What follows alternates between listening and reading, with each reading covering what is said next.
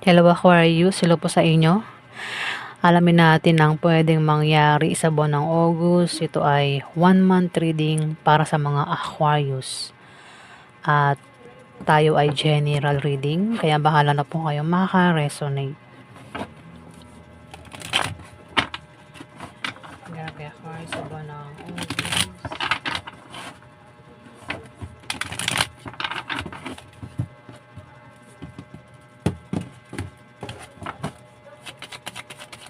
Grabe Aquarius sa buwan ng August.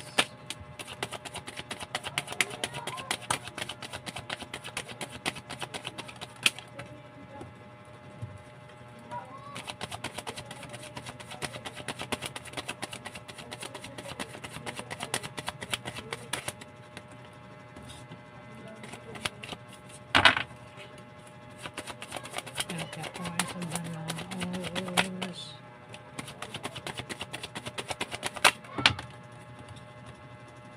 Grabe Aquarius sa buwan ng August.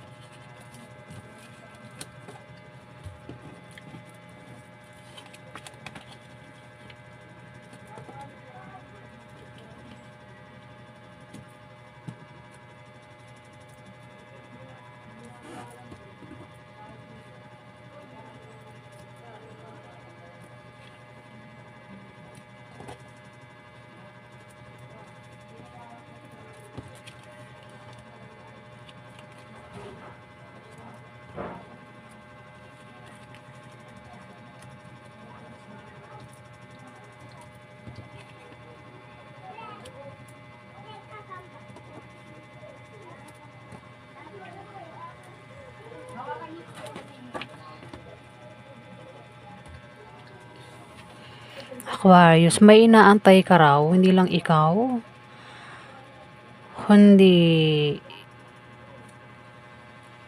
tatlo kayo o higit pa sa inyo, higit pa sa tatlo ang nag-aantay sa paparating kasi pwede magkaroon ng pagdiriwang,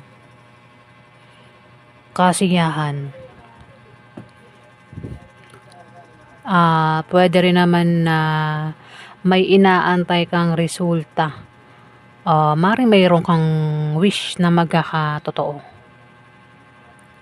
Pwede rin na may magkakasakit, may magkakasakit o may nagkasakit pero gagaling na itong may sakit, physical man o emotional.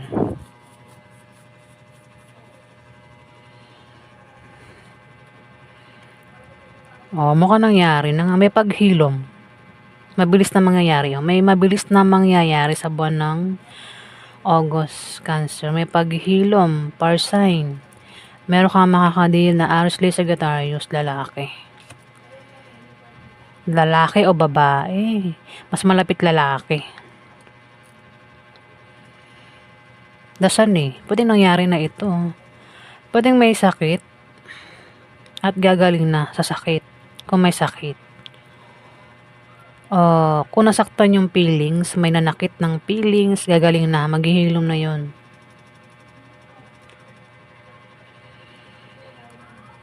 Ikaw ay makakaramdam ng kasiyahan sa buwan ng August. Magandang pakaramdam. Kung may mga pinagdaan ng problema, pagsubok, kabaliktaran sa buwan ng August. Dasan na kasi ito. Kaaya-ayang pakaramdam.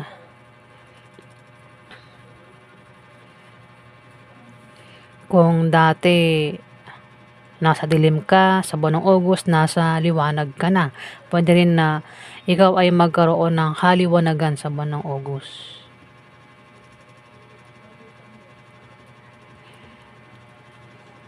Kung di man ikaw ang tinutukoy ng dasan, pwedeng siya, par sign, Aries, Leo o Sagittarius ang tinutukoy.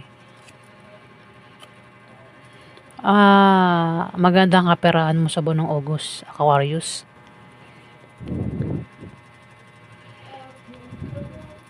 Meron kang hindi inaasahang paglago ng kaperahan. Pwede rin na ito ay lump sum, trust funds, inheritance, solid foundation, privilege, ancestry, kung meron ka daw negosyo, lalago negosyo mo. Pwede rin na ito ay pag-ani o maring pamana o pension ang matanggap sa buwan ng August. Pwede rin naman na may mag-retired dito. Pwede rin na may uuwi galing sa malayong lugar, reunion, kasiyahan. Ayan o, pwede magkaroon ng kasiyahan, baka birthday, kung ano mang klaseng kasiyahan yan. Walang problema sa pera sa buwan ng August.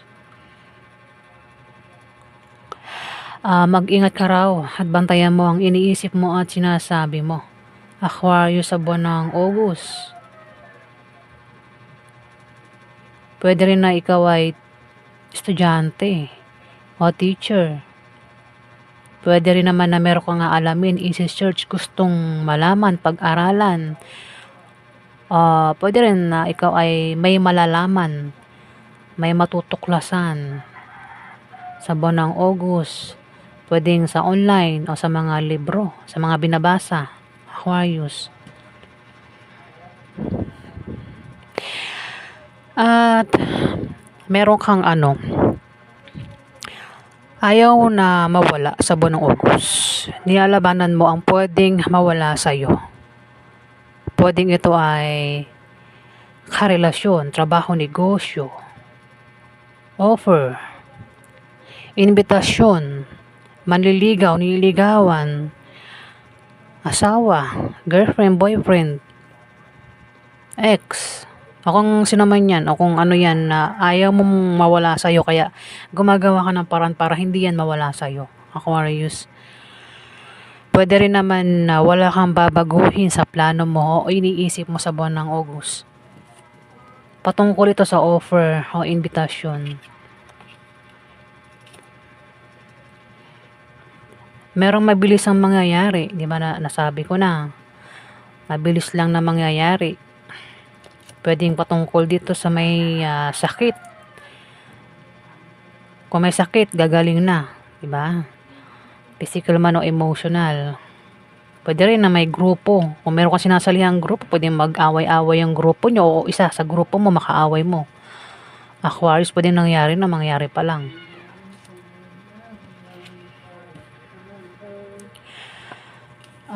Nakabaliktad si Three of Pentacles.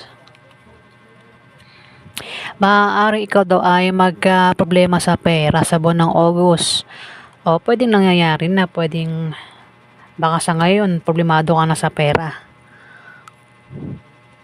Pwedeng nangyayari na mangyari pa lang Pwede rin naman na tamarin ka sa trabaho mo sa buwan ng August. Kung meron kang trabaho. O kung naman ito ginagawa mo, pwedeng tamarin ka, Aquarius.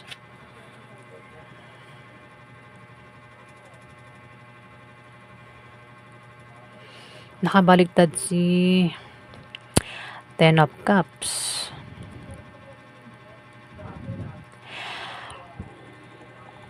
Pwedeng mawalan ka ng kaibigan o wala kang kaibigan. Kung may kaibigan ka at pamilya, pahalagahan mo kasi pwedeng mawala yan sa'yo, Aquarius. Pwede rin naman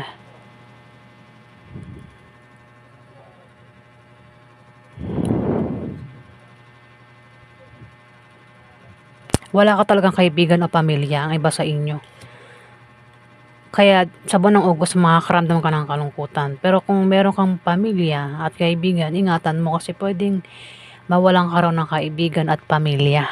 Kaibigan o pamilya, pwedeng mawala sa'yo. Hindi naman mawala sa earth, parang mag-away kayo at maghihimawi sa iwalayan. At ikaw ay makakaramdam ng kalungkutan. Pwede rin naman baka pumunta ka sa ibang lugar, papalayo. Ayan, makakaramdam ka rin ng kalungkutan. Kasi maaaring may nag-offer. May mag-o-offer ng trabaho, negosyo. Kaya maaaring lalayo ka. Ayan, may offer dito trabaho, negosyo, sideline o pag-ibig ito. Pag-ibig yung offer. Puwede rin ano, kung pag-ibig, puwedeng makatanggap ng, bulaklak o ikaw mismo magbibigay ng bulaklak sa buwan ng August.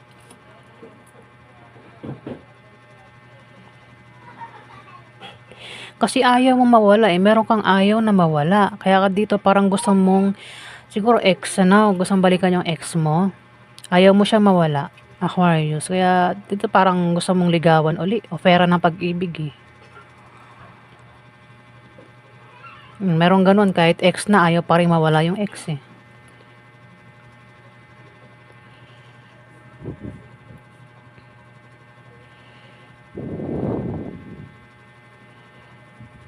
Na sobrang ikinalungkot mo nung nawala siya. O mangyayari pa lang 'yan.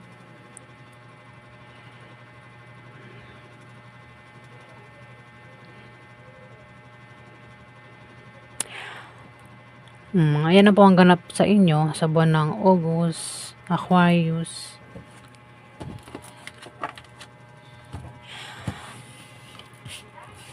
Alamin natin ang advice ng anghel mo sa buwan ng August, Aquarius. Kung gusto mo ng advice. Ano po advice ng Aquarius sa buwan ng August? Advice ni Aquarius sa buwan ng August.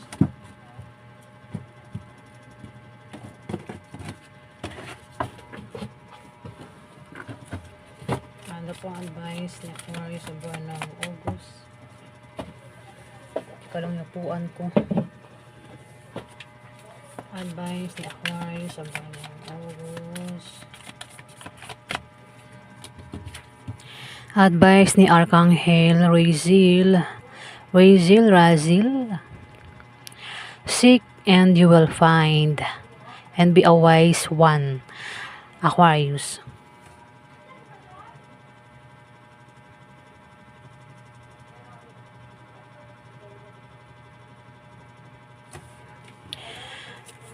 Wala pa tayong dalawa.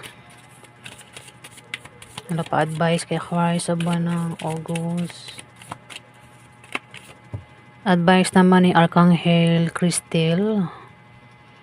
Connect with unicorns. Receive the white ascension flame, Aquarius. Ascension.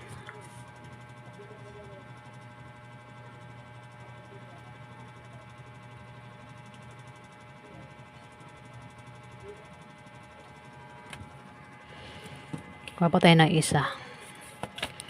Ano pa advice ni Aquarius sa buwan ng August?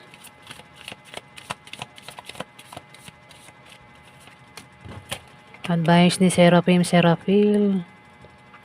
Tune in to divine will and open to higher illumination, Aquarius.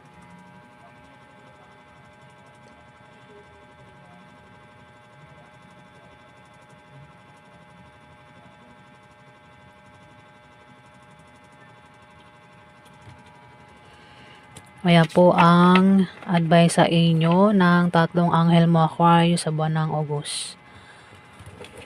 Kung kailangan nyo ng advice. Ayan, maraming salamat po sa mga nag-like at nag-subscribe. Maraming salamat po.